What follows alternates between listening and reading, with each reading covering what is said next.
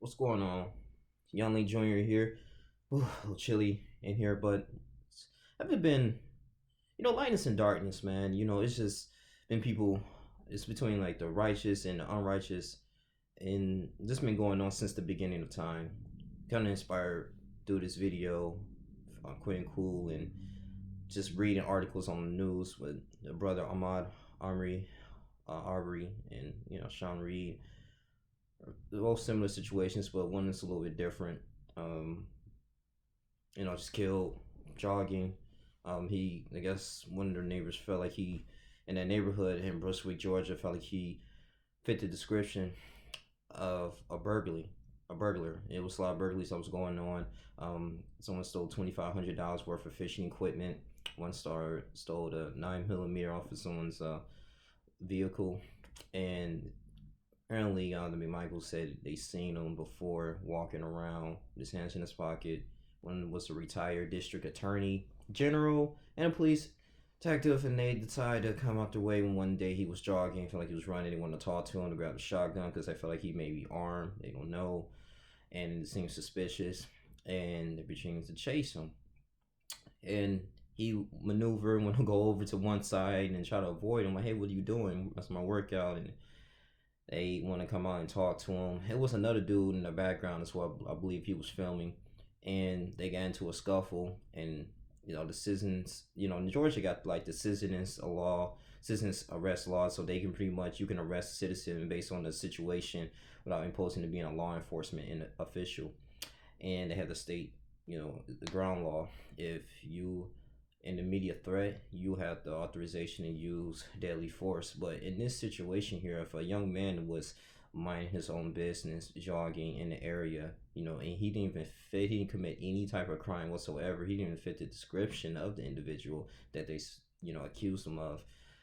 And he was scuffling, trying to take the man's shotgun. So he felt like, okay, he's going to use a shotgun against him. And 2 or 3 shots was fired. As you can see, it was very graphic. He fell to the ground. And this happened back in February. Benjamin Crump, I think you have Senator Mary. He was the family attorney. They're really working on putting this to the grand jury. It's going to be close into mid-June. As you guys know, the grand jury is like at least 16 to 23 individuals. And, it's pretty much like a judge. It's a relaxed court environment. It's a judge and a prosecutor. That's really pretty much it, and have witnesses. And the only thing is about the grand jury is that, if it's successfully, indicted for serious crimes or felonies, the perpetrators, and then the trial will actually go a lot faster. On the other hand, if it's unsuccessful, then they really have to convince the judge to actually proceed for a trial if they have to present enough evidence for this particular crime here. And it could be racial profiling. And I was just kind of really ticked off and angry about this. I was just like, wow, it took me a minute to calm down. I had to really analyze and be analytical about what's really going on, because we really see the correlation between the police brutality and African Americans and how they are really apprehended compared to other races of people. It really, that if an individual runs away from the cops, it seems like, if they're from a different race, not black, they will chase them down, probably tase them, not even tase them, just chase them down and arrest them and keep it going. They would still be breathing and they still be living here. And it's just something that, people want, the black people and in the community, our black people in the community want our politicians to actually stand up and understand this. Like when we have Joe Biden who's running for the lift every voice, are you going to be the voice for the people? Are you going to really hear our cry and see what's really going on here? I'm not even going to really go into it in detail, saying he was signed a 1994 crime bill along with President Bill Clinton back then. 3 strikes, you're out. A lot of African Americans were in jail on fallacious charges. For like a third offense, you're going to jail. And that really dismantled the black community and the family. So we really just opposing these views. Like, okay, so what are you going to do? Are you going to, should we withhold our votes? If P. Diddy was just stating about this, talking about into the political arena. It's going to be a really interesting thing. But so when going back into detail about this, I believe they should be charged for first-degree murder, aggravated assault. It reminds me of the scene what happened with George Zimmerman and Trayvon Martin. Mind your own business, and you're a neighborhood watch. If someone comes to you that you don't know with a weapon, of course you're going to be a little bit defensive, right? So we got to look at to all aspects of that. If in that situation you believe that he may fit the description, you can call the police. You have them talk to him, doing a little initial investigation, and going about his business. Then even I don't know of any words to exchange like, "Hey, do you live around here?" He lived 3 miles from the Glenn County area, you know. But it's just I don't know. It's just like a judgment going on, man. I'm just gonna get back more into my word. I don't know. I feel like things can be an illusion at times, but just can't be discouraged. Just reading about this and individual Sean Reed just was running away from the cops. I mean, both were in the wrong in a situation. He's running away from the cops. He was on Facebook Live. If he would have pulled over, maybe it would have been a little different. Because thing is too, I mean, if you're speeding, like I got pulled before, if you speeding, that's a violation, traffic violation. You just fight off at court, pay the bill, and keep it moving, man.